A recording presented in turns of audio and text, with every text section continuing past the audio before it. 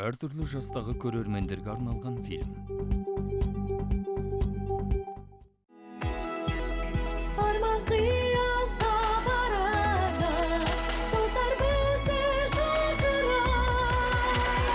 Қоңыраулы қаланың көлдіргі тұрғындары шақырады сіздерді. Қоңыраулар еліне, қоңыраулы қаланың тұрғындары көңілді шақырады достықпен көркейтуге өмірді. Қоңыраулы қаланың тұрғындары көңілді шақырады сіздерді көркейтуге өмірді.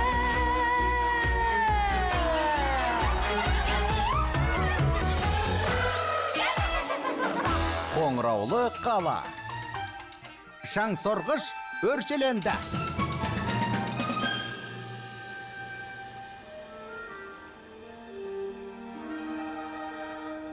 Котя, аш есікті. Котя, іштекеніңді білемін. Іштемеспін. Есікті ашпаса, демек үйде ешкім жоқ деген сөз. Балабақша болды ғой. Котя, саған не болды? Қорқасың ба? Чи! Ой, ой, ой, ай! Котя?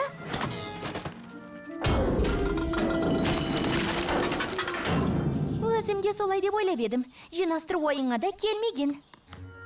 Жинастырайын деп жатқанмын. Тек уәде беріп едің ғой. Содан шаңның арасына былығып отырсың. Мына түріңмен ауру табасың. Не болды? Мұндай халге дейін жеткізбейтін едің ғой. Мұның бәрі өзінен өзі басында мүлде уақытым болмады. Енді неден бастарымды да білмеймін. Иә, бұлай болсын, Котя, бұлай істейік. Мына жерді реттеп алмайынша мені қонаққа шақырушы болма. Мен тек шешуші қадам жасайтын кез келді.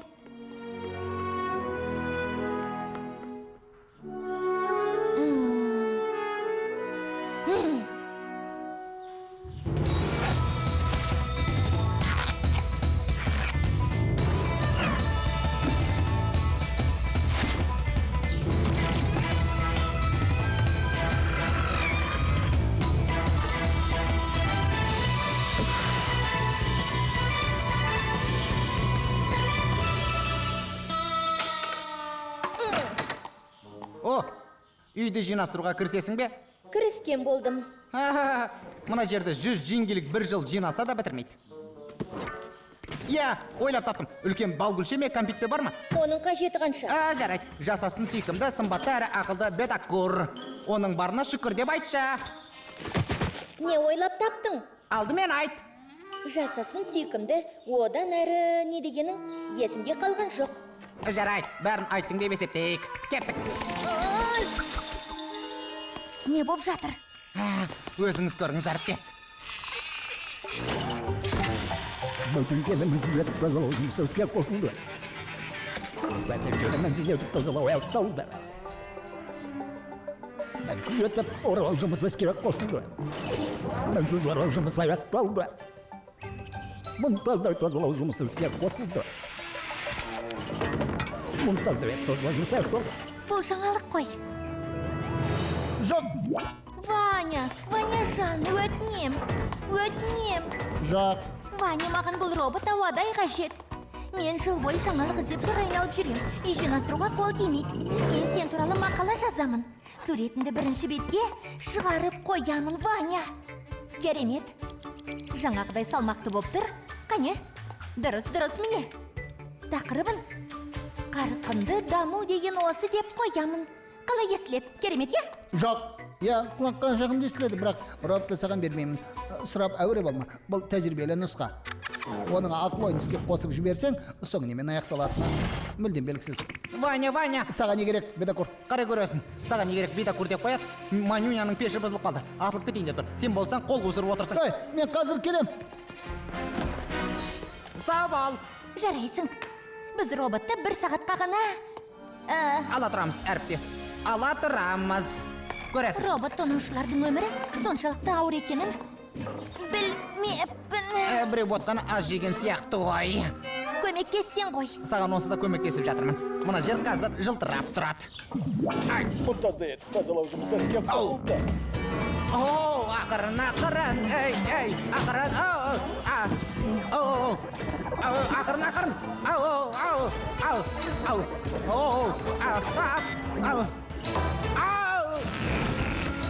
Мәссаған. Адам сенгісіз.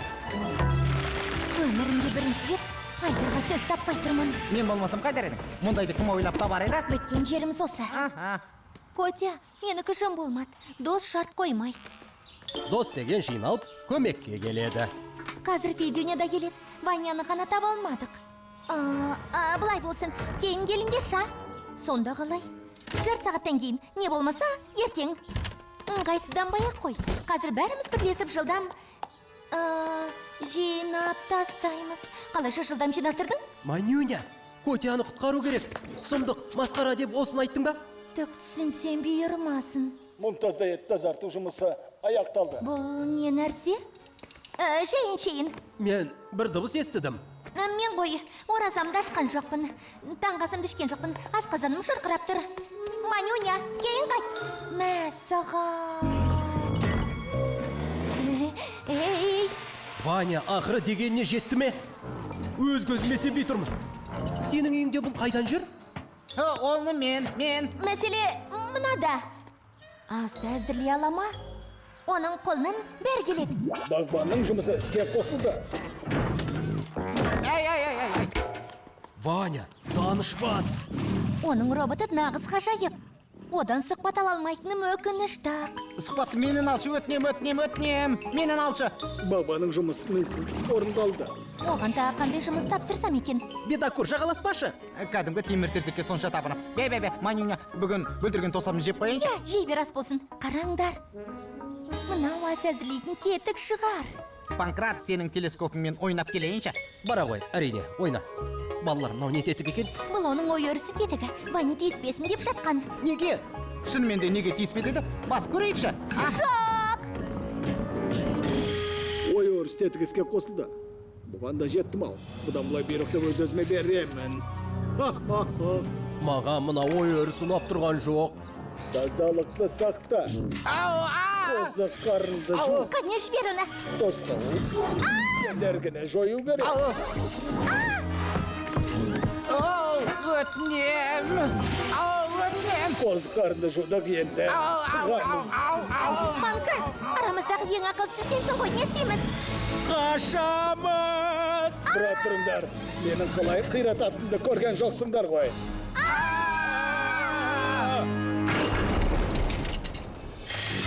Түскі ас әзірлеу. Дайындау. Тазалау. Тазалау. Түскі ас. Дайын. Тамақтандыру. Ас дәмді болсын. Жиркеншісін-ай. Мен мұны жемеймін. Котя, мұны қалай өшіреміз? Арамыздағы ең ақылды сен деп жүрсем. Котяға көмектесеміз деп өздері жоғалып кеткен несі? Ой, көк, сен неғып ілініп тұрсың? Дем алып тұрмын. Олай болса мазаңды алмайын. Мені түсіріп алшы. Мазақ ет тұрсың ба? Дем алып тұрын деген жоқсың ба? Егерде мен қалада есінен адасқан робот пайда болып десемші, оғанда сенетін бе едің? Мұнда не болған? Бұл Фрося ғой. Мен ұмыттым ғой.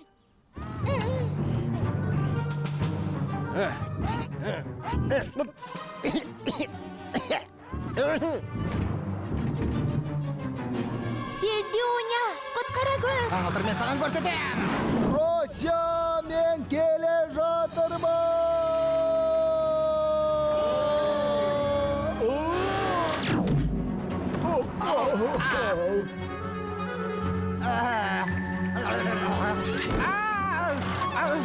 Ұзақ қарында жуу керек.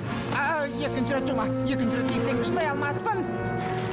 Ей, шаң сұрғыш достарыма саусағының ұшымен де тиіспе. Мәз саған. Қане күлімсірей қаңылтыр, сазайыңды та. Баспасөз бостандығы. Міне. Өзіңе де керегі сол.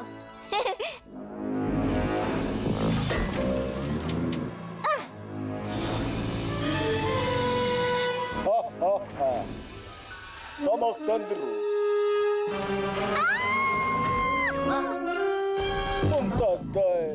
мында не болып жатыр?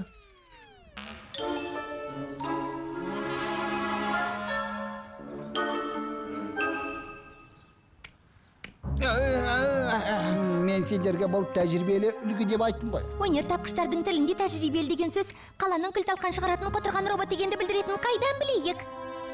Біріншіден, бұл құтырған роботты Ванядан ұрла деген ешкім жоқ. Әй, тұра тұрыңдар. Ұрлау мен уақытша ала тұрудың ара жігін айырып тұрған жан бар ма өзі? Соны айтыңдаршы. Екіншіден, жұмыс істеңдер, уақытша алу дейді ғой. Күн батқанша уақыт көп. Робот болса, мына жерді қасқағым сәтте жинастырып қояр еді. Одан да амалдап өзіміз жинастырармыз. Ой өрістетігі іске қосылды. Фильм Қазақстан РТРК акционерлік қоғамының тапсырысы бойынша аударылып дыбысталған. 2017 жыл.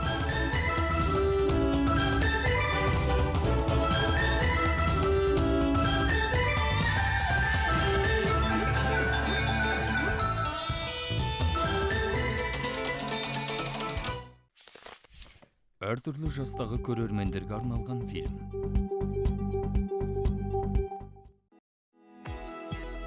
Арман қияса барады, достар бізді шақырады. Қоңыраулы қаланың көлдіргі тұрғындары шақырады сіздерді қоңыраулар еліне. Қоңыраулы қаланың тұрғындары көңілді шақырады достықпен көркейтуге өмірді. Қоңыраулы қаланың тұрғындары көңілді шақырады сіздерді көркейтуге өмірді.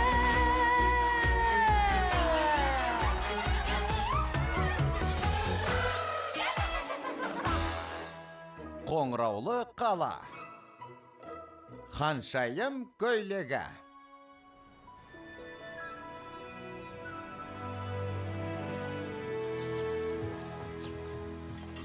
Сонымен бұлай. Содан соң мен шығып бұлай деймін. Не деймін? Не деймін сонда? Қоя тұршы. Содан соң шыға бастаймын. Тыңдаңыздар. Қазан ошақтың қаншасын қарсы алыңыздар. Теңдесі жоқ. Кім еді? Әлгі Манюня! Хоп. Қане, ошақ. Қазан? Дайын болды. Мінекей. Жеп ал. Қоясың ба, жоқ ба? Сақынамызға тыныштық бермедің ғой. Екінші рет қайталанып жатыр. Қашанғы қайталана береді? Ертең қойылым қоямыз. Сен болсаң, аяқтың астында оратылып жүрсің. Жұрттың мұрнына су жетпей, сүріліп жүр. Сен ғана ерігіп жүрсің. Өтінем. Жоқ дедім. Қараш, бір-бірімен үйлесіп тұр ғой. Қара. Жоқ. Жоғары талғанды сән туындысынан қолыңды тарт. Енді сахнаға алып күш ес шығады. Ержүрек Федюняны қарсы алайық. Бәрекелді. Көрсетілім кезінде көйлекті қуыршаққа кигізбей өзің киіп аласың ғой. Маған ауадай қажет болып тұрған түсіне алмай тұрсың. Міне қараш, міне бұлай айтам. Ол қаршығат содан соң мен қирап қалды. Тамаша, тура тірі жан тәрізді. Кеше Ваня екеуміз жарты күн әлек болдық. Ал қалай? Қуыршағын бере тұрасың ба? Өтінем. Жарайды. Енді біздің алып күш сарбазымыз ержүрек Федюня шығады. Қарсы алыңыздар. Ей, менің көйлегім ше. Көйлегімді Рахмет. қайтарыңдар. Көйлек. Тұрып. Федюня, абайла, бұл жоғары талғанды сән туындысы екенін ұмытпа. Солақ па? Мен сендерге көрсетейін. Қане бұлай тұрыңдар. Мә саған. Кез келгеніңді қиратам. Сақ бол. Сән үлгісі жанып жатыр. Менің шығатын кезегім еді. Сән көрсетілімі. Бедакур, Федюня, сендер. Фрося! Бедакур! Фрося!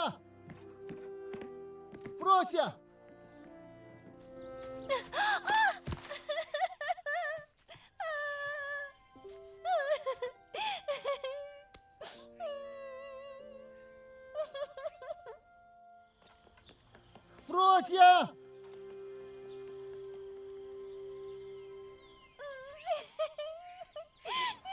Фрося.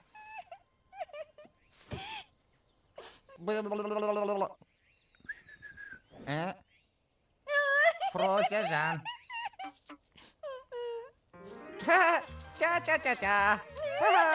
О, Фрося, не болды саған? Не болушы еді көрмей тұрсың ба? Күліп ойнап жатырмын.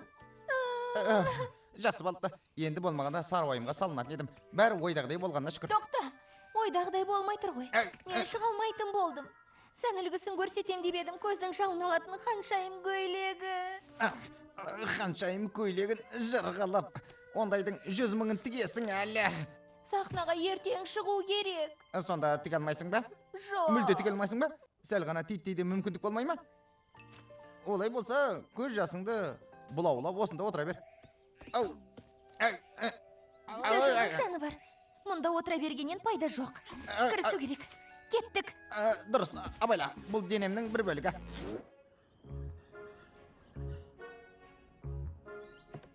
Фрося, көйлектің кірпік қаққанша жанып кеткен өмір көрген емеспін. Әңгімені бұдан бастамай-ақ қояйын.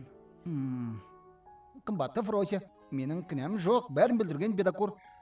Тамаша, жұрттың бәрін кінәлі етіп. Фрося, өтінем кешірші. Ол өзінен өзі. Ой, ол мен өмірі кешірмейді.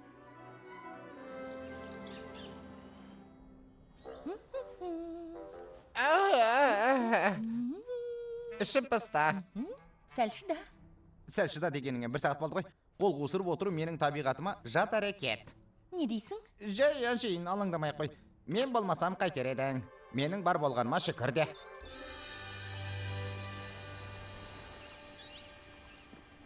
Фрося! Фрось, үйде екеніңді білем. Есікті аш. Баршы. Фрося деймін. Ой.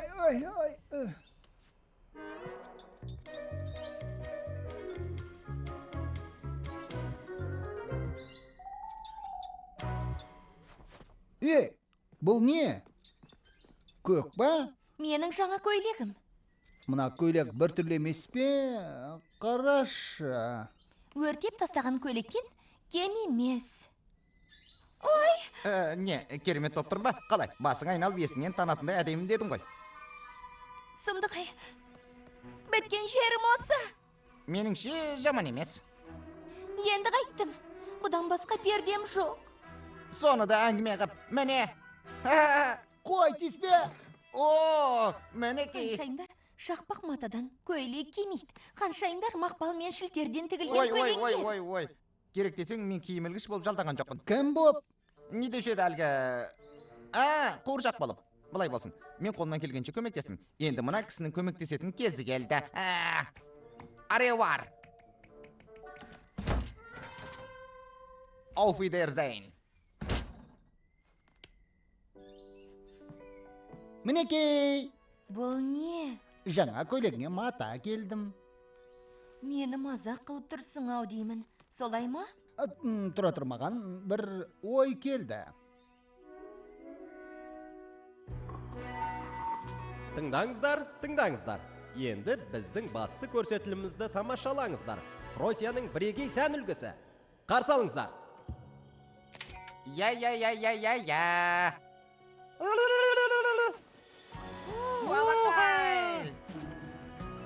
Не деген дарынды?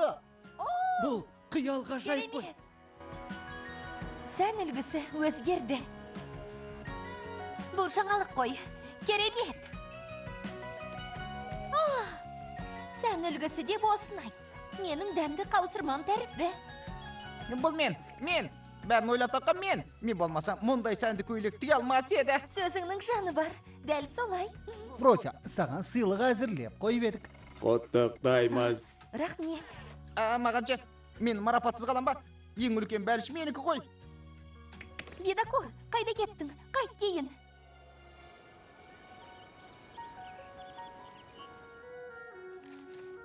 Бар, ынта шынтаңмен беріліп көйлек тігіп жүресің.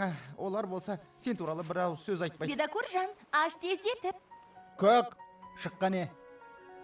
Есіктегі жазуды көрдіңдер ме? Қайдағы жазу? Айдақырмен кіруге тыйым салынған. Тап ертең іліп қоям.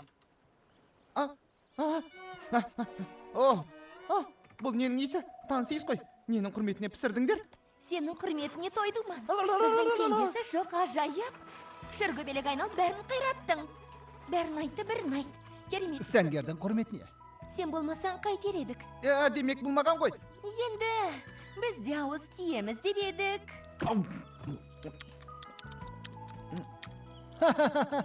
Сен әлемінде қалай айтатын еді? Белиссимо.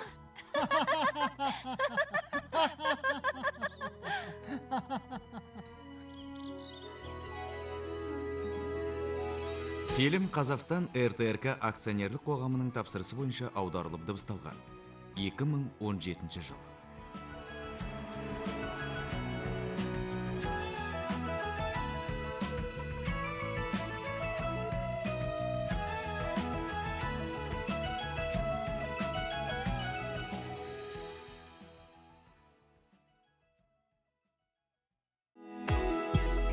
Арман қиялса барады, достар бізді шақырады. Қоңыраулы қаланың күлдіргі тұрғындары шақырады сіздерді қоңыраулар еліне. Қоңыраулы қаланың тұрғындары көңілді шақырады достықпен көркейтуге өмірді. Қоңыраулы қаланың тұрғындары көңілді шақырады сіздерді көркейтуге өмірді.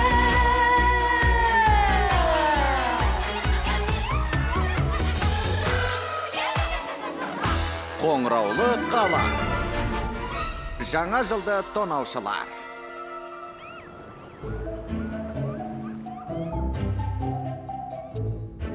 Осы кезде ізгесер бәрін түсіне қояды. Ол жаңа жылды тонаушының ісі еді. Панкратжан, ол рас па? Нені айтасың? Әлгі жауыз тонаушы туралы. Бедокур, барып ұйықташы. Ертең жаңа жыл, жұмыс басынан асып жатыр. Сен таңертең манюняға бәліш әзірлеуге көмектесем дегенсің. Бәліш болса, әрине, сонда да ол келіп бас салып тонап кетсе ше. Бедокур! Оқтым. Жат! Қара күшке бағынан.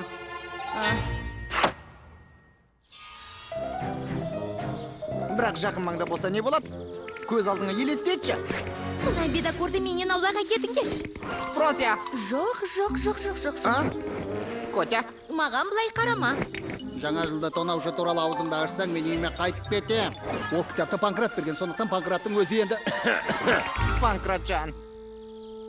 Кешігіп жатыр ғой. Толқып кеттім ғой. Сабыр етіңдер. Меніңше бұл әлгі... Ой, дәл солай не. Дайындалыңдар. Жыл киімдер тексеріп қойыңдар. Әкеле жатыр, естіңдер ме? Естідім. Жетті әйтеуір. Джингл Сити! Жаңа жыл министрлігінен сәлем сауқат қабыл алыңыздар! Қазір қағып алам. Қайда барасың? Тарт қолыңды, өзім.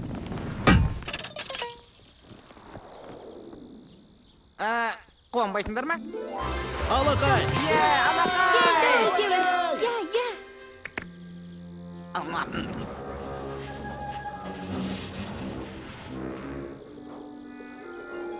Өткен жылы бұдан көрі тәуірлеп ет.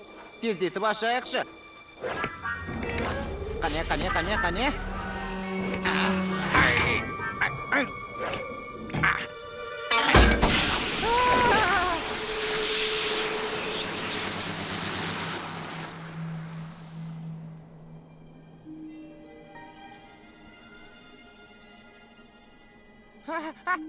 Ұлпақар.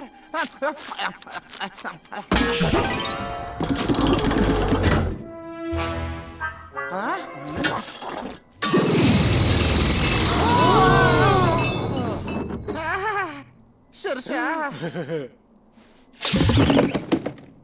Ал, келе жатқан жаңа жылдарыңмен достар.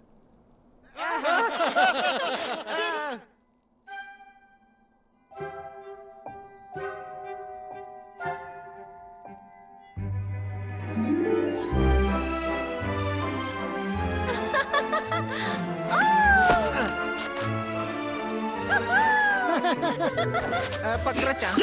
Болды, жетер. Жаңа жылды тонаушылар туралы тақырыпты енді талқыламаймыз. Айтқандарың болсын. Дегенмен, Жақ. иә жарайды, бұл тақырыпты қозғамаймын. Менің сұрайын дегенім, шыршаның астында не бар екен? Жаңа жыл министрлігінен биылғы жаңалық, жаңа жылда тәтті әуен тыңдайтын синтезатор. Жаңа жылға тәтті синтезатор солай ма? Тәттіні маған беріңдерші, өтінем, тәттіні маған беріңдерші. Бедокур, тоқта! Алаңдамаңдар, бұл қалай ашылады екен? Қане.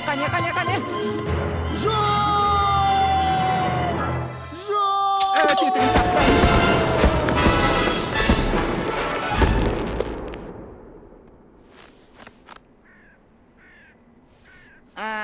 Осылай үндемей тұра бересіңдер ме? Біздің аузымыздан қандай сөз күтіп едің? Мәселен аса құрметті Бедокур, ойың алма. Оның бәрі әншейін нәрсе ғой. Бұл түкке тұрмайтын шырша ғой. Бізге сенен артық еш нәрсенің қажеті жоқ. Түкке тұрмайтын шырша деді ме? Шыршасы жаңа жылды қайдан көрмедің? Сен Джингл Ситидегі жалғыз шыршаны құрттың. Мереке енді ғана басталғалы жатыр еді. Енді қайтып айтамыз, а? Жаңа жылды тонаушының нағыз өзі. Мына сенсің. Солай ма? Солай екен ғой, е? Ал жарайды онда. Тамаш, енді қайтеміз. Білмеймін.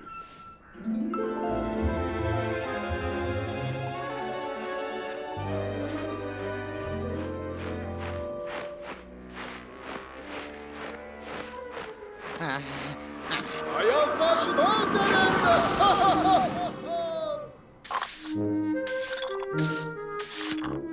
Бедокур емес, басқа пәле болды ғой. Мұнымыз бекер болған шығар, ә? Біз тер төгіп жүрміз. Ол болса бір жерде рахаттанып жатыр. Демалып жатқанына біраз уақыт болып қалды. Неменеге сонша алаңдайсың? Бір жамандықты сезіп тұрғандаймын.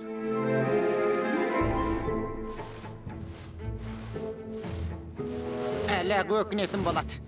Кейін түсінер. Бедокурсыз қалай жүретіндерін көрейік. Әлі алдыма жалынып келеді. Қарағым, қалқам, айналайын Бедокур, бұл жерден қайта қой деп. Бұл, айтпақшы, бұл қай жер, мен қайдамын.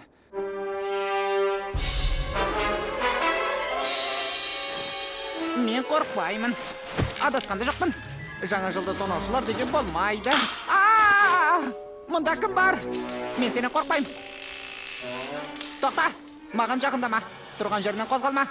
Үніңді шығарма. Жаңа жылды тонаушы жауаз көрсетем саған.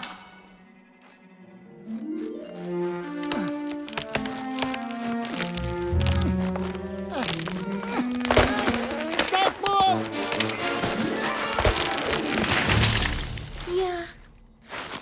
Биылғы жаңа жылды өмір ұмытпаспыз. Оны да ата білгерсек. Достар, мен бір нәрсе таптым. Мұнда бір хат жатыр. Түсінсем бермасын. Не деп жазылған екен? Өзің қараш. Не болды? Неге үндемейсің, жауыз? Өзің үніңді шығарма дедім ғой. Қане тырп етпе. Қарсыз қыз. Ей, қыз бас киімсіз. Маған көмек керек. Өзің қайдасың? Басыңды көтерсеңші. Аңшық. Салбырап тұрғанма 1 сағат болды. Құйрығым қатып қалды. Шақырып жатырмын. Ешкім келмей ғой. Жоқ. Менің басымды айналдыра алмайсың. Сенің кім екеніңді білем. Кім? Жаңа жылды тонаушы. Сүйкімді әрі қауіпті ібіліссің. Солай емес пе? Қайдағы тонаушыны айтасың? Мені шатастырып тұрсың. Ақшақар? Қайдағы ақшақар? Білмеймін. Бұна жерде жаңа жыл министрлігінде арнайы аттестациядан өткен ақша қарсы сыйлықтарды ашпаңдар деп жазылған. Кім ақшақар? Алғыс айтпай-ақ қой. Бұл не деген сөз? Түсінсем бермасын. Сен ақшақар болсаң, онда мен көк жануармын. Неменеге бажы жайып қарайсың, көк жануар? Қане босат мені? Тапқан екенсің. Біле білсең, мен ақшақар сабағын 5-ке бітіріп шыққанмын. Түсіндің бе? Дұрыс. Зұлымдықтан алдыңа жан салмайтын озат. Орманда қайда жүрсің? Айт. Жаныдан секір түскем. Десан боп түстім. Тек сәл асығып түсіппін. Сен мен әңгіме айтып тұрғанымда? Мұнау не пәле? Жаңа жыл боп қалды. Менсіз сыйлықтарды ашуға болмайды. Сыйлықтарды өзіміз ашып қойғамыз. Мен ашып қойғам. Осы екен ғой. Осының бәрін кім ұйымдастырғанын енді түсіндім. Кім? Қане алдыма төс бас аяғыңда. Мен жаңа жыл министрлігіне шағым Маған жасамын. сұрақ қоймақшы өзі. Мерекеде шыршада қарда болмайды. Пальмағашын сәндеп жүріңдер. Обал жоқ. Әңгімен бұған әйтпесе аузы жабылмайтындарға қарсы қолданатын ерекше әдісім бар. Бізге енді ақша қарда көмектесе алмайды. Бедокур да жоқ болып кетті. Мейлі, өзіміз ақ бәрін қатырамыз. Жаңа шырша құрамыз.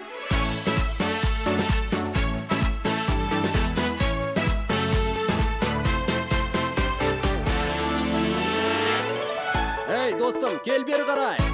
Ей, достым, кел бері қарай. Жамандыққа жоламай, Жамандыққа жоламай. өкпе-ренішке қарамай. Достарменен жиналайық. Шыршамызды қалмай. Не деген ғажайып көңілдіген. От шашу, жарты келі кәмпит. Күндігеш.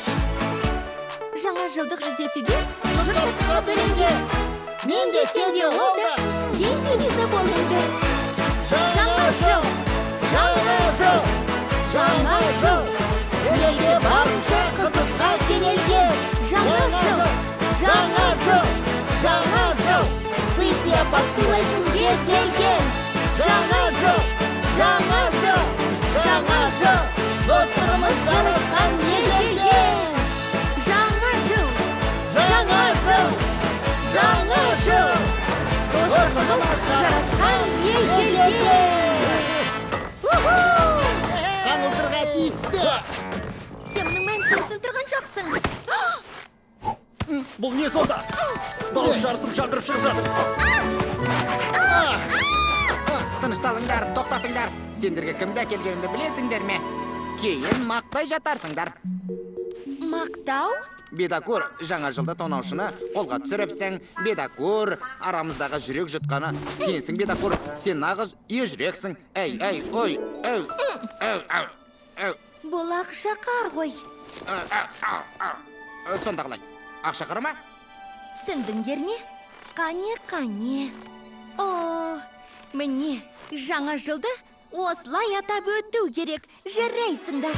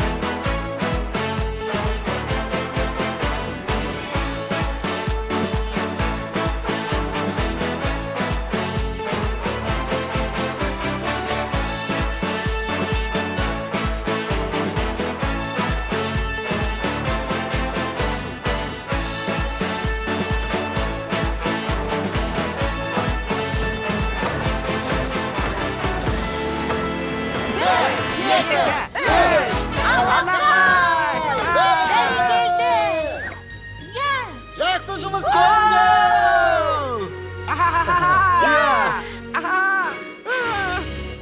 Жаңа жылда басты нәрсе шырша да от шашу да емес.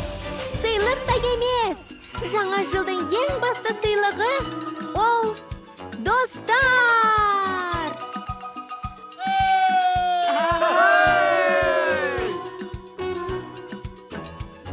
Фильм Қазақстан РТРК акционерлік қоғамының тапсырысы бойынша аударылып дыбысталған. 2017 жыл.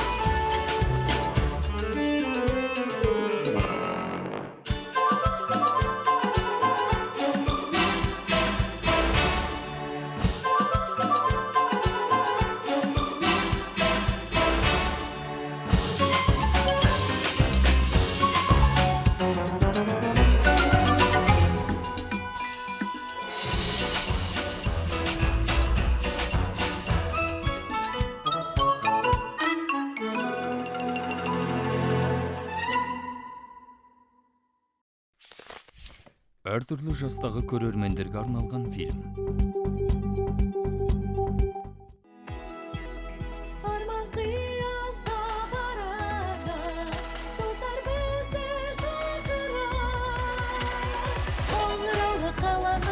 күлдіргі тұрғындары шақырады сіздерді қоңыраулар еліне қоңыраулы қаланың тұрғындары көңілді шақырады достықпен көркейтуге өмірді қоңыраулы қаланың тұрғындары көңілді шақырады сіздерді көркейтуге өмірді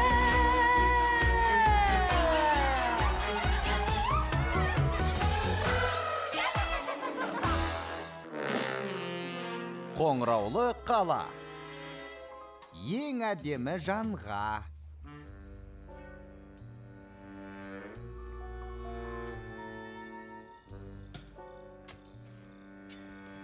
Жылдамдатыңдар.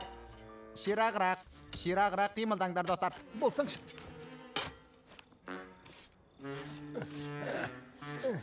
Қане, аш! Мүмкін емес. Оны табатынымызды біліп едім. Абал. Көне сандық. Көміп қойған соң сырты көрім боп кеткен. Енді қалай деп едім? Менің хабарым жоқ па әлде үйімнің сыртында көне тас сандық қоймасы деген жазу ілеулі тұрма. Жоқ ау деймін. Ілеу керек пе еді? Жарайды, не бар, көрсетіңдер. Түні бойы қаздақ. Бұл қазына ғой, нағыз қазына. Бабамның қағаздарының арасынан карта тауып алдым. Мәссаған, шынымен де атам заманнан қалған дүние екен. Мынадай құлыпты өткен ғасырда жасайтын. Арчи, құрал сайман әкел. Бестік. Ғажайып артефакт. Қане, мынау не? Құпия жолдама. Үштік. Нағыз шытырман. Көрсе, егер қыз оны қайта келер, ұмыт болған жамандық. Қоя тұрыңдар, достар. Сәл күте тұрсақ қайтеді? Сәл күте тұрайық. О!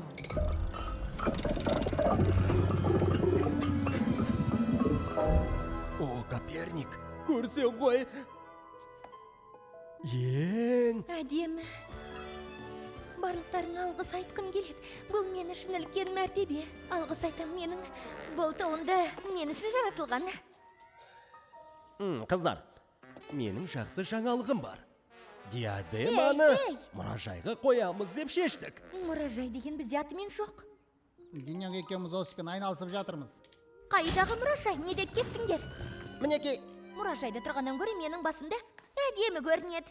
Менің басымда ол маған ғана жарасады. Менің диадемам маған. Қыздар, Менің диадемам. өнер туындысы Менің бәріне диадемам. тиесілі болу керек. Диадеманы мұражайға қоямыз. иә, ашылу ертең. Бәріңді шақырамыз. Бір-бірімен төбелесіп қалама деп қорықтым.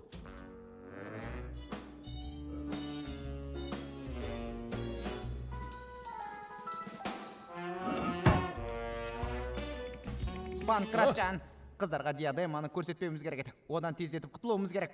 Сандықта бәрі жазылған ғой. Бедакур, бұл көне артефакт. Одан құтылғанша сенен құтылғаным артық. Сандықтағы жазуды кейін анықтап оқып алам. Мен оның мағынасын ашып оқып алғам. Мағынасын ашып оқып алғам дейді.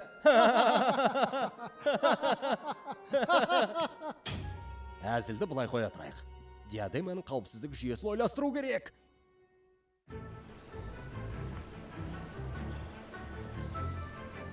Қане. Я. Көрсе егер қыз оны қайта келер, ұмыт болған жамандық. Сұмдық, масқара! Ого!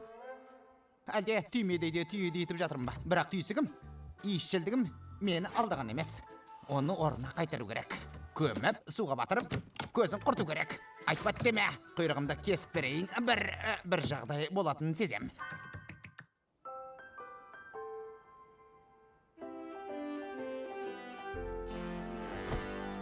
Олай деуге дәті барды қалайша? Мұражайда тұрады екен алайда, тартып алды қолынан ол қалайша? Тиесілі болу керек ол маған. Күн астындағы күнекей қыздың уысына. Қалайды ол су керек дәл бүгін. Менен асқан сұлу жоқ. Күн тез батып түн болар. Құлаққа сырға тағылар. Ыңғайлы шалбар, кимелі оны әрине оңай емес. Дәті барды қалайша деп айтуғам? мұражайда тұрсын деп. Қалай ғана тартып алды. Тиесілі ол маған. Уақыт болды.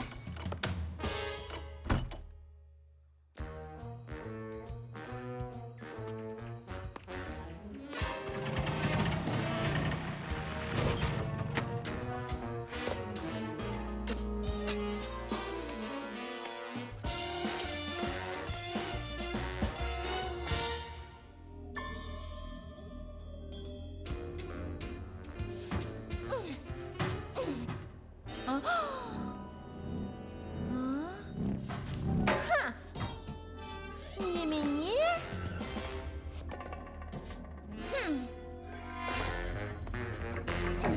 Бірінші болып кім жететінін көрейік.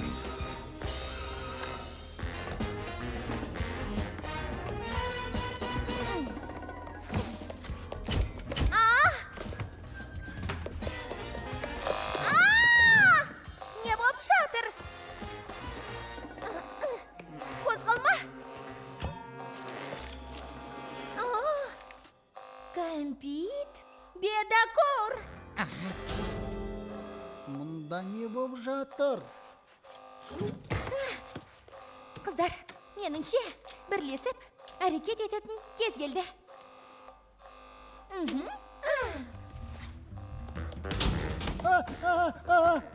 Бедакор біліп айтқан сияқты.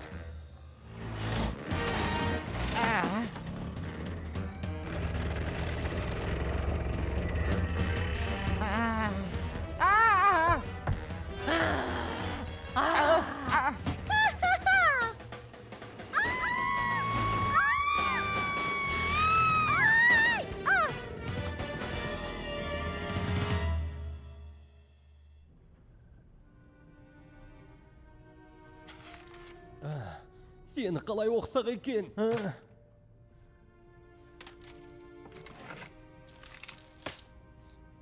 Диоптри 1, жоқ, сүзгі 4, кескін 5, жоқ, линза 8.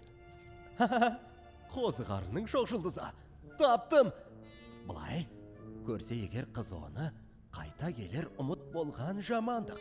Бір көрсе егер тағып оны басына, адасады бір күн бойы есінен. Тақса егер қатарынан 2 күн өмір бақи ессіз қалар. Бедакур дұрыс айтыпты. Дядыманы бер! Қаш! Жүргізушіні алаңға таңдап катапультаның тетігі қайда. Ол менің дядымым! Қош болыңдар!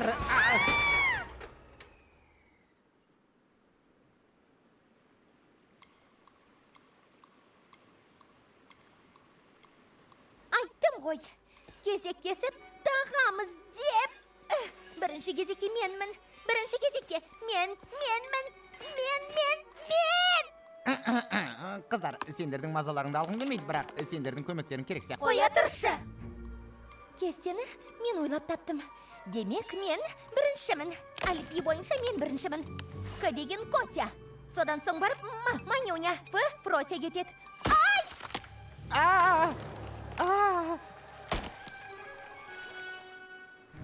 Енді шалт қимыл жасамай, ақырын. Бәрін бір мезетте диадеманы жіберіп, мені қолымды ұстаңдар. Қане, міне, көк пембек боп тұр. Қолдарынан келеді. Қане, ақылды, тәртіпті, сабырлы қыздар. Өтінем. Үш дегенде жібереміз. Біз шынымен де есен адасқан сияқтымыз. Енді көмектесіңдерші. Бір. Бұл сен ойлағаннан әлде қайда қиындау. Қара басты ғана ойлайсыңдар. 2.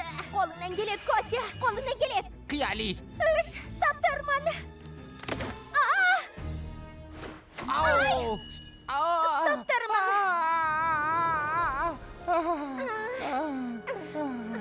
Салмақ ауыр екен.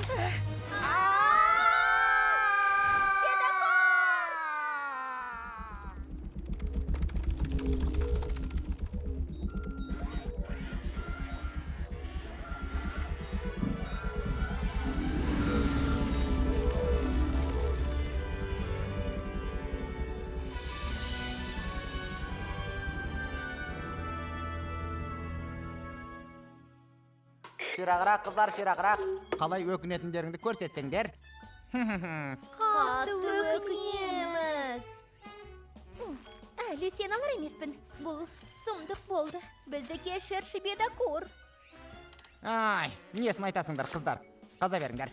Осындай жиіркенішті нәрсені қайдан ғана қазып алдық. Қыздар, жалтырағанға құмар ғой.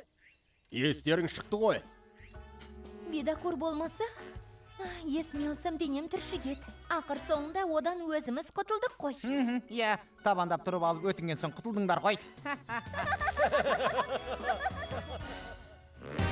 Фильм Қазақстан РТРК акционерлік қоғамының тапсырысы бойынша аударылып дыбысталған. 2017 жыл.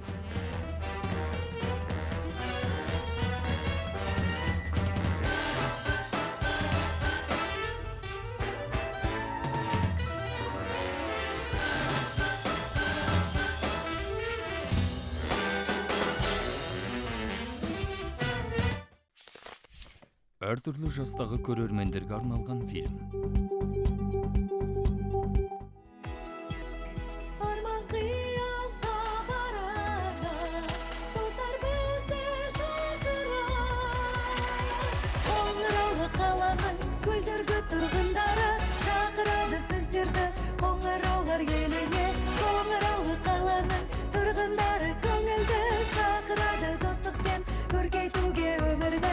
Қоңыраулы қаланың тұрғындары көңілді шақырады сіздерді көркейтуге өмірді.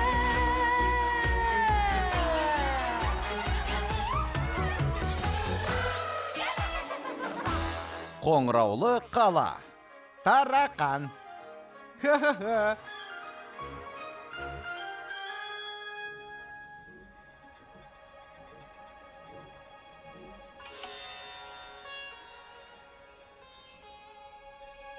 Опа, құрбақа, шаян, кепкер тәрізді тұру.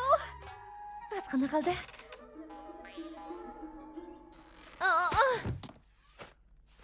Бір, ай, ал жарайды.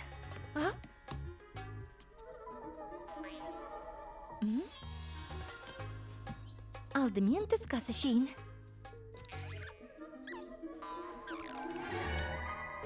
Фитанан сылқымдардың тіске басары.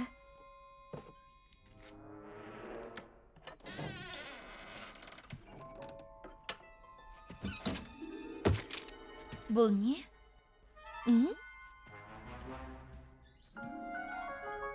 Әдемі сынай.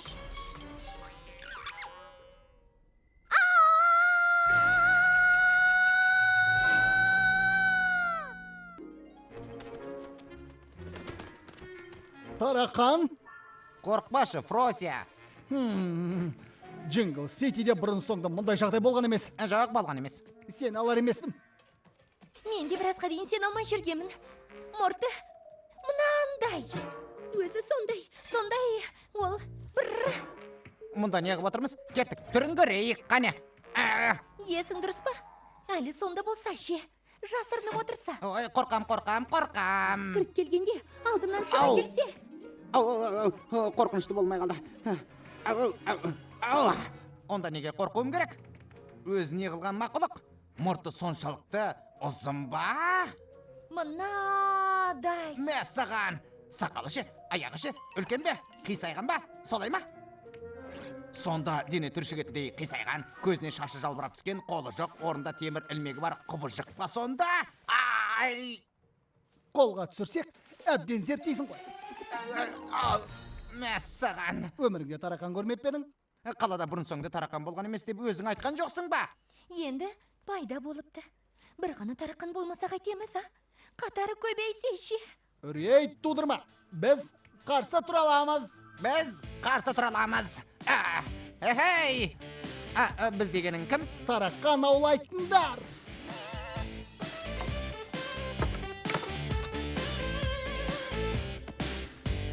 Ау!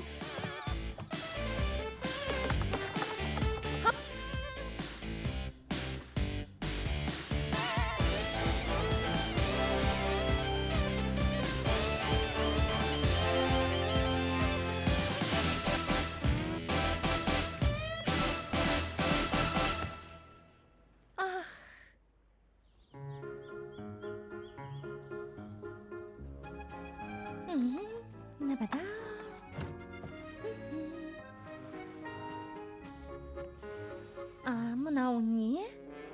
Фросяның наны ма? Сонда не дегісі келді? Фрося мұны қалай жейді?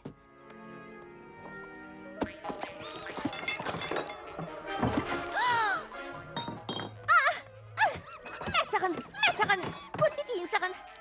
Сені ме? Жиіркенішті тарақан. Жыжық де қоймақ жылама.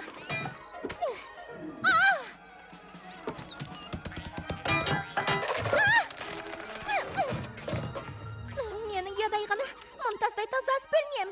Мұртты тарақан. Аулаушылар келді, тырп етпеңдер. Тырп етпеңдер, біз тарақан аулаушымыз. Азық түліктеріңді тықпайыңдар. Саспа, Манюня. Бәрін бақылауда ұстап тұрмын. Тарақан аулаушылар сендерді құбыжыққа беріп қойып қарап тұрмайды. Мен искеп жұмыс істеймін. Осында болса, оны бірден тауып алам. Периметр бойынша бытырап орналасыңдар. Бауырсаққа тиіспеген, бәрі таза. Сендер мына жердің бәрін. Манюня, алғысыңды жаудырмай қой. Бұл міндетіміз ғой.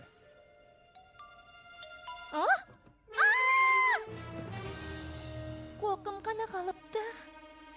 Түсінікті болды. Тарақанды Фросяның нанына аулайтын болдық. Тағы біреулер. Сонда анық қолға түсіреміз. Енді қашан? Әлі біраз уақыт бар. Торулға тап болады. Отырғанымызға 2 сағат болды. Күн бататын болды. Аулаушының басты қасиеті шыдамдылық. Солай емес пе, Фрося? Аяғым үйіп қалды. Астыртын жұмыс. О, дәмсінай. Көк, саған не болды? Ұста мені, құтқар, көмектес. Құтқар. Ұста. Аулаушылардың түрін. Бедакур, сенің кесірінен ол пәледен айырылып қалдық. Құлағыңда тышқан аулайтын қақпан ілініп тұр. Үнемі бүлдіресің де жүресің. Екеуміз серіктеспіз, тарақан аулаушылар деп ойлап жүрсем. Сен тарақанның не екенін де білмейсің ғой өзің. Бедакуршан, тыңдаш. Жоқ, сөзінің жаны бар. Қолға түсірдік дегенде, мен бәрін білдірдім. Ту, не деген жеркенішті. Тым артық кеттің, енді уайымдайтын болды.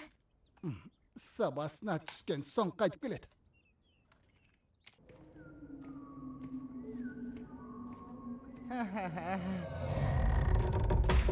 Сен кімсің?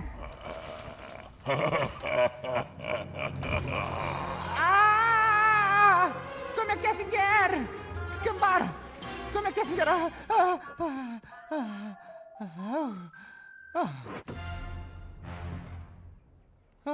Мұна түріммен есімнен адасып қалармын.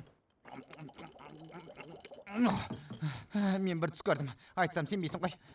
Ой, қайдасың?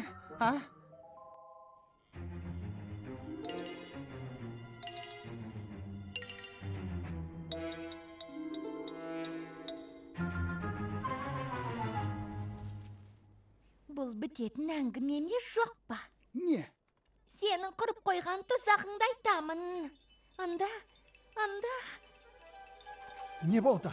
Анда тарақан бар. Соңынан жүгір. Ай, аяғым ай.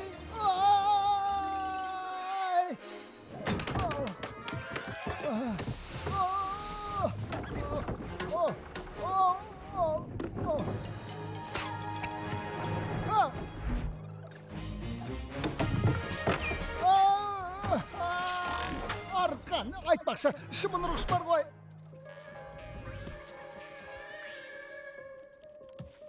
Едеуня, аманы сенсің бе? Қайда ол? Бедакурдың үйіне қарай жүгіріп кетті ау деймін. Қазір ойбай салады. Қайда кеттің? Қайда жасырынып қалдың? Ей, тығылмай шығенді. Шырақ. Тар. Күр.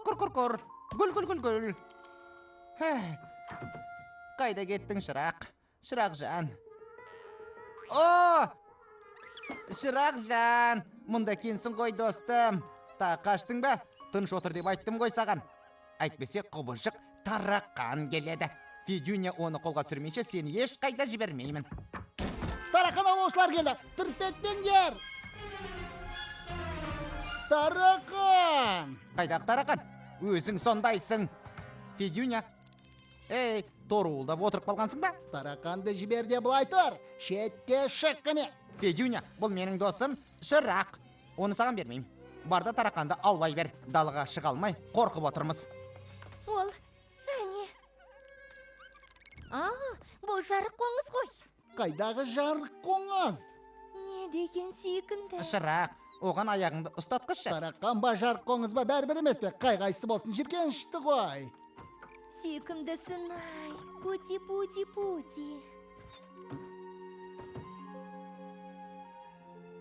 Жылдам. Бері қараңдар. Жүр, Федюня. Мәссаған.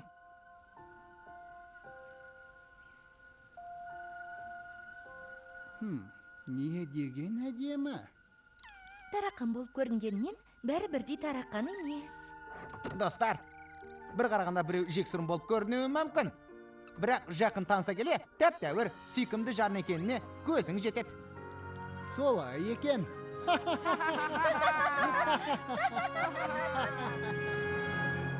Фильм Қазақстан РТРК акционерлік қоғамының тапсырысы бойынша аударылып дыбысталған. 2017 жыл.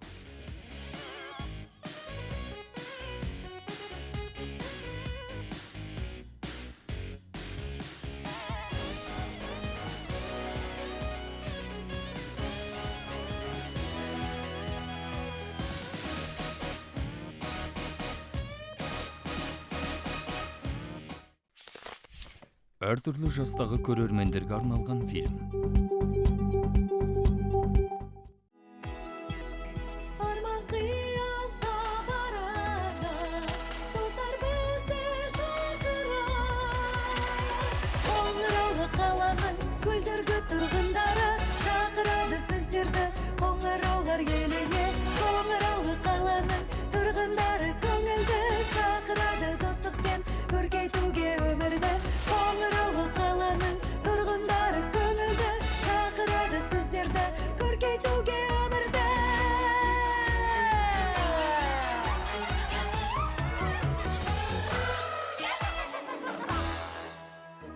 Қоңыраулы қала. Қызық қуғандар.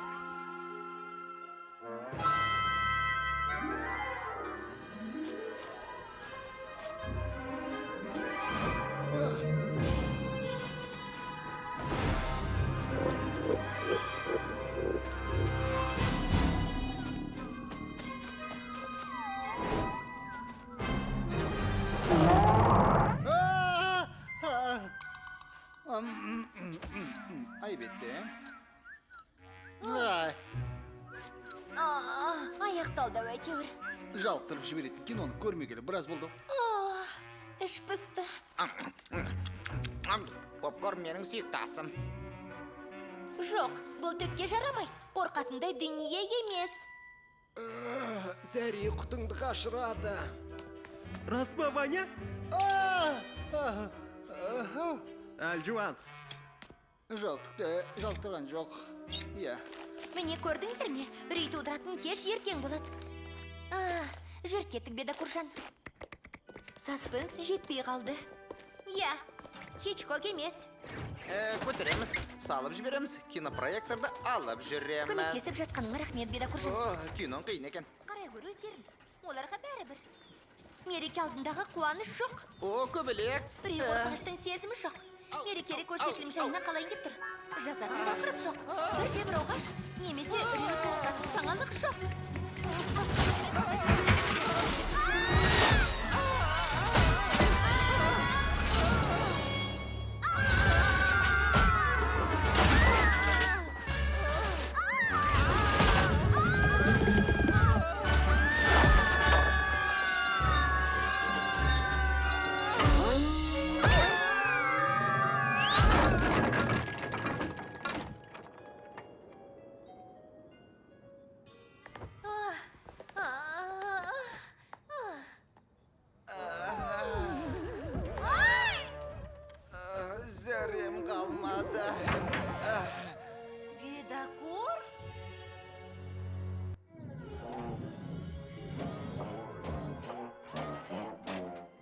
елес деген болмайды. Елестің болмайтыны дәлелденген жоқ. Елестің бар екені де дәлелденген жоқ. Яғни олар жоқ, солай ма? 50-50. Не бар, не жоқ. Қайырлы түн. Елес деген жоқ, болды, жоқ.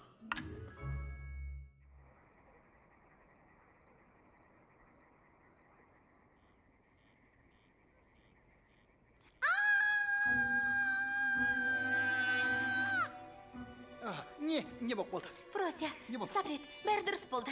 Фрося, айта бер, мен жазып жатырмын. Айт, айтатын несі бар? Қараңдаршы, жар құлағым жастыққа тимей. Мерекені ұйымдастырып жанымды салып жүрсем,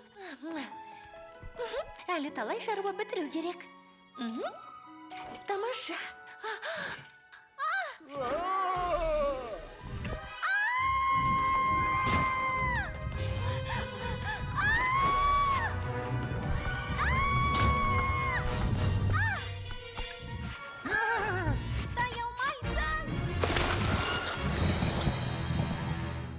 Қане, көрейінші.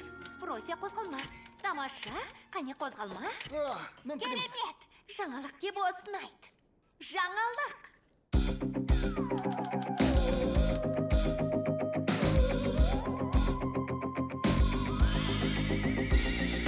Қараңғы түн жарығай ұлғанды біз естілет. Қағып тұр біреу есік, батыл болсаң қане аш. Тығылдың неге бұрышқа, қалшындайсың неге сен? Тілсіздетті қолыпты, тығыл сақтан абайла. Есігіңді қағып тұр. Міне жағдай осындай. Үрілдейді дауысың, сал болады денеңде. Еңсең болат басында, билет үрей бойыңды. Түнде есік қаққаны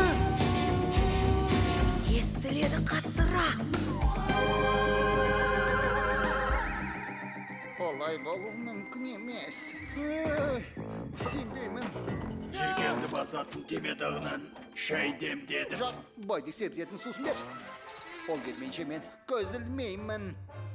Ол мүлде келмеуде мүмкін. Ол жұрттың бәріне көрінген. Сонда маған келгенде ғайып болып кетеді дейсің бе? Жарайды, ұйымдастырармыз.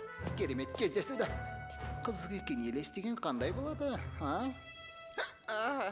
Елес бәріңе мезі болды. Оған кәмпит керек. Ол мүмкін емес.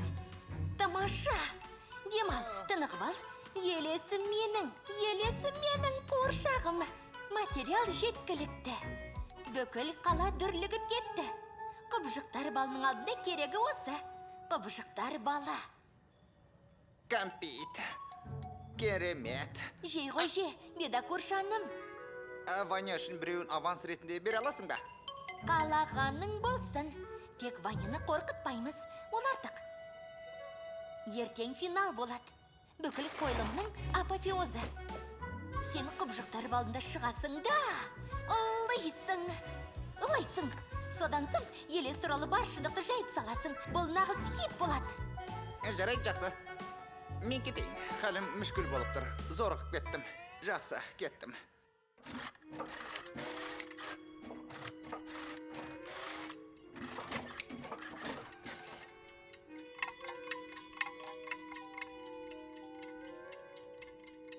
Елес келмейді.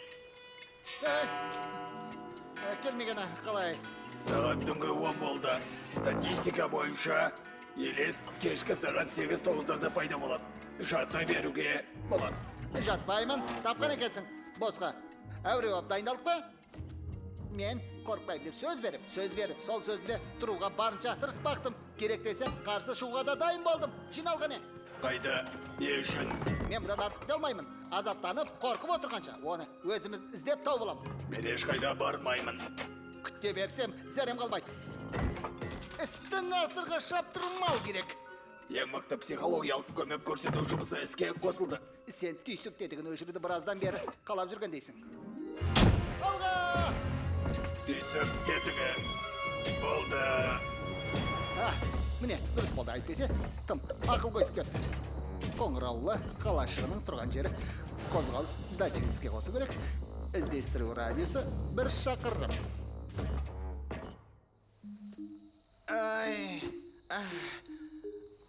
Маған не көрінген? Не деген суық?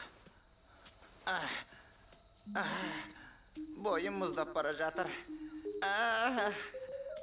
Қане отырып демалайыншы. Бұл не? Ваня ма? Ваня! Көмектес! Қаймылдаған нысан байқадым. Нысанға дейінгі қашықтық 700 метр. Әлде кеш емес, кейін шегінейік. Шегінбейік бе? Қайтай ма? Қайтпай ма? Кері қайтсам екен? Қайтам! Қайда кеттің? Кейін қайт! Қайт деймін, Темір! Ваня!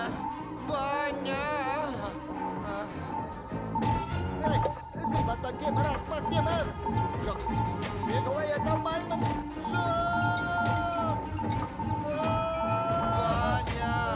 Ваня! Көзбе елестеп тұр! Ваня! Жоқ! Көзбе елестеп тұр! Елестеп тұр! Көзбе елестеп тұр!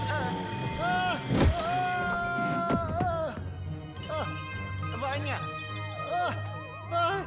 Ваня! Ой! Балда! Сен бе мені? Жоқ, қайта мен сені! Аяғым бар көрменің тұса! Мен аны қолға түсірдім! Ауа жетпей жатыр!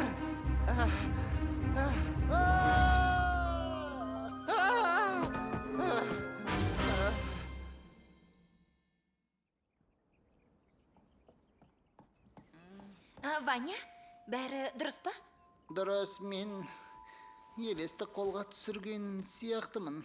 Әлде бедакорды ұстадым ба, түк түсінсе бермасын. Сен бедакордта елесті де ұстап алдың. Сол, дәл сол. Әрі алып кетіңдер оны. Мұның бәрі бедакор ма? Елес жоқ ба сонда?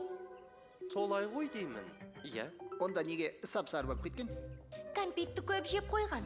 Қозы қарын ондайда сарғайып кетеді. Достар, Котя, саған не болды? Бәріне, менің кінәлімін. Газет шығаруға мақала жетпей жатқан. Киноны да жақтырмадыңдар.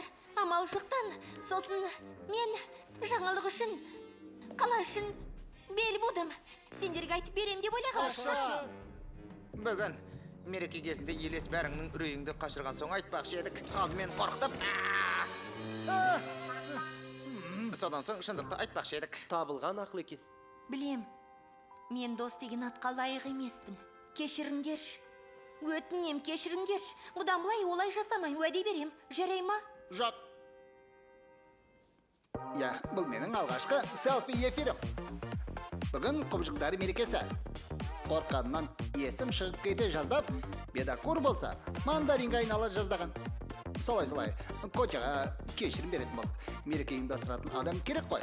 Хе-хе, әзіл ғой. Шын менде әзіл дейтін нәрсе емес. 90 ауыз сөзін тобықтайды дейіні, қорқпаңдар. Құбыжық дегенді ойдан шығарған. Ол ойдан шығарылған нәрсе.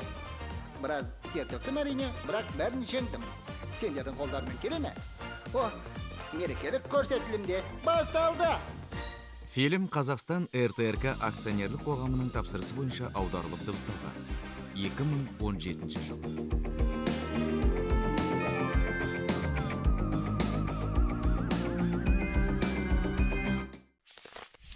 Әртүрлі жастағы көрермендерге арналған фильм. Арман қияса барады, достар бізді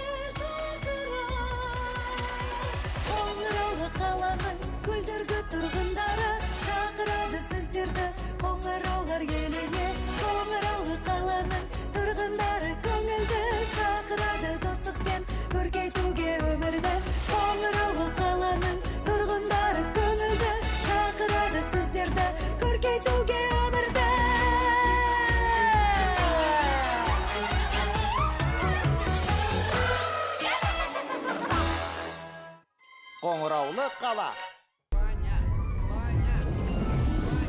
Ваня. Жоқ. Ваня.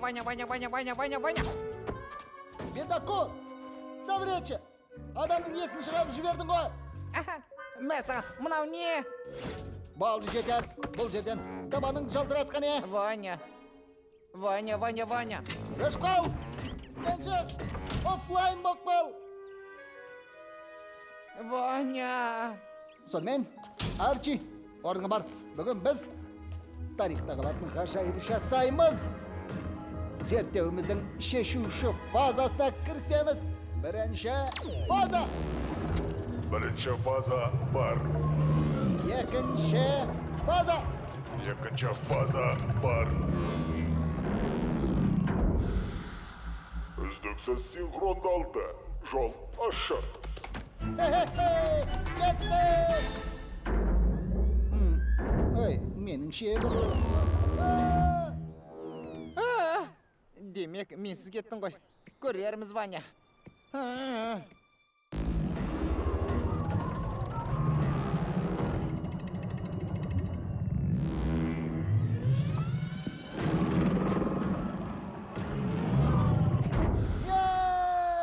Заман зымыраны жұмыс істеп тұр! Бұл шаруа оңай нәрсе емес, мұқият болсаң қателік етпес, ерте ме кеш пе абай бол, ғайып боласың кеңістікте. Жұмыс істетерлік ет қимылда, уақытыңды бостан босқа отырма, сарп етті өзгеде бос сөзге. Жұмыс істетерлік ет қимылда, жұмыс істетерлік ет қимылда, уақытыңды бостан босқа отырма, әр сәтіңді пайдалан тиімді, уақытыңды бостан бос отырма. Қопаша. Ешкімге керегім жоқ. Манюня. Жейтін тәттің бар ма? Қазір емес. Ваня Манюняның вафли пісіретін пешін бір ай жөндеп жатыр. Ұнжырған түсіп кетіпті ғой. Психосоматикалық бүлдіргіш күштер басын ба? Ай, сұмдығай. Доста қалмады. Аш есікті. Сонда екеніңді білем. Менен жасырдан Ол майсың. туралы ойыңа да алма. Ол жанына да маңайлатпай. Аса маңызды тәжірибе жасап жатырмын. Табаныңды жалтырат деді. Заман зымыранын айтып тұрсың ба? Ой, оны теория жүзінде ғана жасауға болады деп оған талай айтып едім ғой. Теория жүзінде, іс тәжірибе жүзінде менің вафли пісіретін пешімді жөндеп берсін. Содан соң басқаспен айналсын. Ай, Ваня.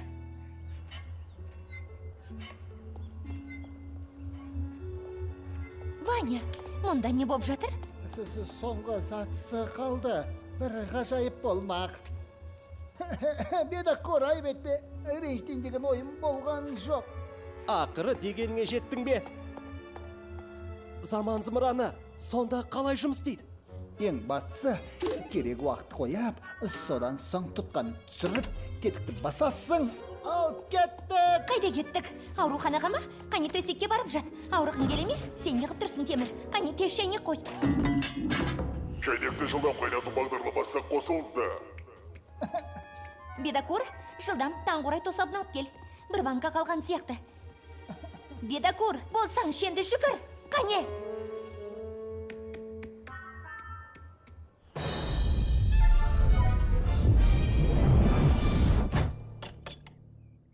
Бедокур әрі бар, бедокур бер кел. Тәжірибе жасайтын кезде оффлайн боп кеттей бастайды. Не деген әділетсіздік. Көрмегенді көрдім. Бір банка тосап бұйырған шығар. Ваня бәрін жей қоймас. Ақырын тыныш. Ақырын мүлдем.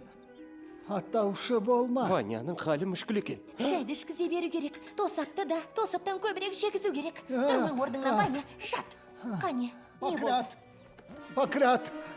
Абайла болмай, Панкрат. Өзіңді өзің саусағыңмен түртпе. Сабыр ет. Не деп сандырақтап кетті? Несі қауіпті? Үздіксіз кеңістікті уақыт өзгеруі мүмкін. Сода не болады? Не болушы еді? Шынайы өмірде сұмдық өзгерістер болады. Солай. Иә, ыңғайсыз болды. Ой. Маған бір ой келген сияқты. Иә. Қане. Уақыт тұтқа. Тетік.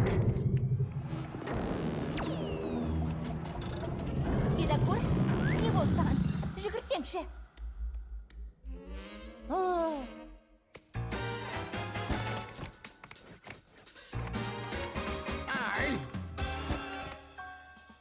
Бедокур, әрі бар, Бедокур, бер кел. Ол осында болуға тиіс еді. Тосап қайта. Болды жетер. Ай.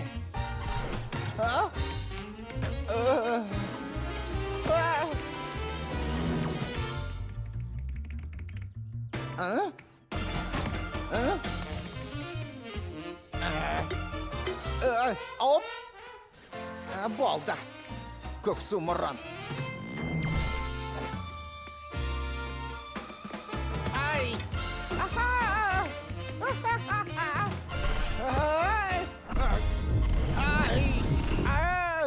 Қане кет бұл жерден, қараңды батыр. Көкпеңбек қарын. Міне тағы біреуі жүр. Қане. Тереземнің түбіне отырып, тіміскілеп тоса бұрмайды. Ай, Манюня, оның не?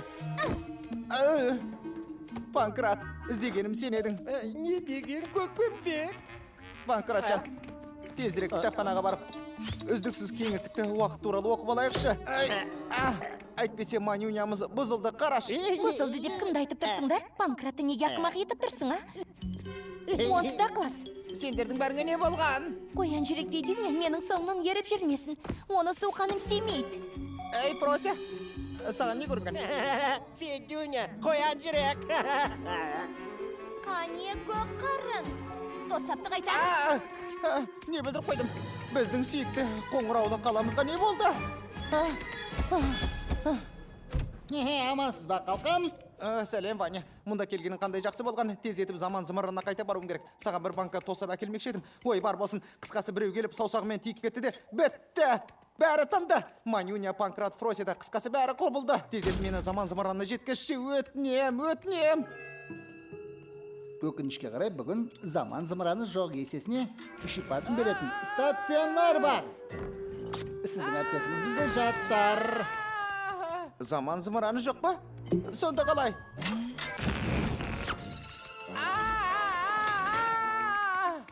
Тыныс алыңыз, демалмаңыз. Иә. Сізге де жату керек екен. Санитар, дереу тағы бір науқасты қабылдап алыңыз. Науқасты жылдам қабылдап алу жұмысы іске қосылды. Бұларың не? Тәжірибе жасаймыз деп естерің шыққан ба? Дәрігер сымақтың түрін қарашы. Менің банкам.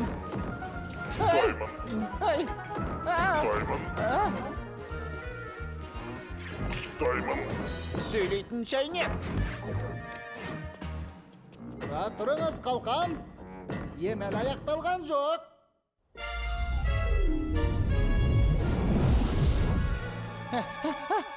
Ей, тоқта. Тоқта деп тұрмын саған. Ей, ұзын құлақ. Сені ме? Менің тосатым. Түріңді көріп бедің, Көкпеңбек. Сенің бауың ағытылып кетті. Мұнда қайдан жүрсің? Ай! Не болды? Бұл не болды? Ай, қане, тұра тұр, тоқта. Тоқта! Ай! Тоқта. Мұна жер неге қараңғы? Білмеймін. Кім білсін? Тиіспе маған! Тиіспе! Біз қайдамыз? Әй, ұзын құлақ! Менің үстіме секіріп алғаның не? Көкпеңбек, сен менің құйрығымды басып тұрсың. Ой! Ауырды ғой! Болды, енді жұмыс істемейді. Енді қайттық. Ештеңе жасамайтын шығармыз. Тосаптан ауыз тиеміз бе? Жарайды. Тұра тұр, мұны Ваняға жеткізуіміз керек еді ғой. Не үшін? Ол бізді маңайлатпай тәжірибе жасады. Өкпелеп науқастанып қалды. Біз болсақ оған көмектесіп жатырмыз. Қане? Міне, олар көріп тұрмын. Қолға түсірдім. Ұстап алдым.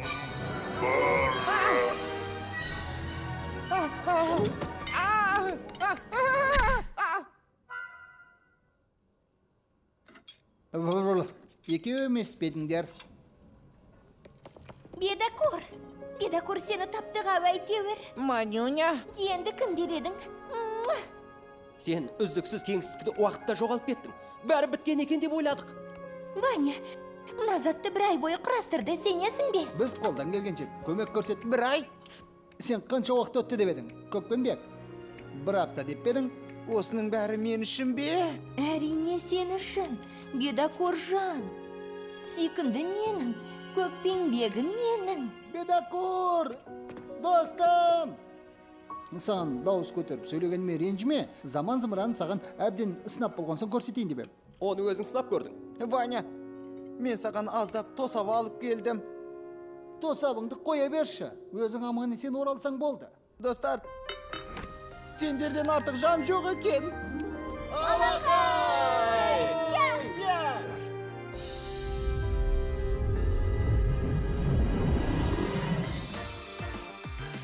Фильмнің соңы.